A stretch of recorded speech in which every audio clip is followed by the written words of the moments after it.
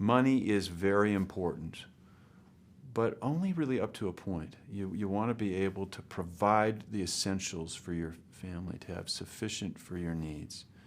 And so you want to be savvy enough about money and careful enough about budgeting that money is never you're never a slave to the making of money. On the other hand, you can become a slave to the pursuit of money. And so knowing what is enough, what is sufficient, is absolutely crucial. And that will require some budgeting. There's a famous economist, Daniel Kahneman, who won a Nobel Prize for studying human behavior. And one of the things he's found is that up to a particular level of annual income in the United States, he says it's about $70,000 to $75,000, there's a high correlation between money and happiness. In other words, if you have too little, you're unhappy, and as you get more, happiness rises, but only to this point, which he's identified again as $75,000. Beyond that, the correlation breaks down, and for some people even becomes negative. And that's a crucial thing, to know when enough is enough and more could be too much in the sacrifice of time that you might make to make additional income, in the ways that it could distract you, and especially in the ways that it could confuse your children.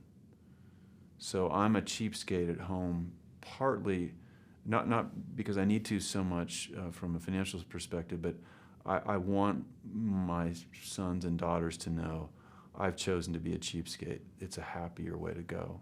And my budgeting strategy is don't spend money. Actually, this suit is a hand-me-down from my oldest son, Henry Christian. And so I've tried to develop habits of frugality, and wearing old suits doesn't actually save me that much money, but wearing old suits makes me think about being frugal in other respects. Budgeting is a great practice, but it's best viewed, I think, as an outgrowth of an attitude toward money. And the attitude is, don't spend it if you don't need to spend it. Wear it out, use it up, make do without. You always want to be thinking about what's the least I could spend and still be happy and accomplish my objectives. And if you've got that attitude, it might be associated with budgeting. But if you're budgeting, if you were doing your budgeting for the sake of saying, well, how much can I spend?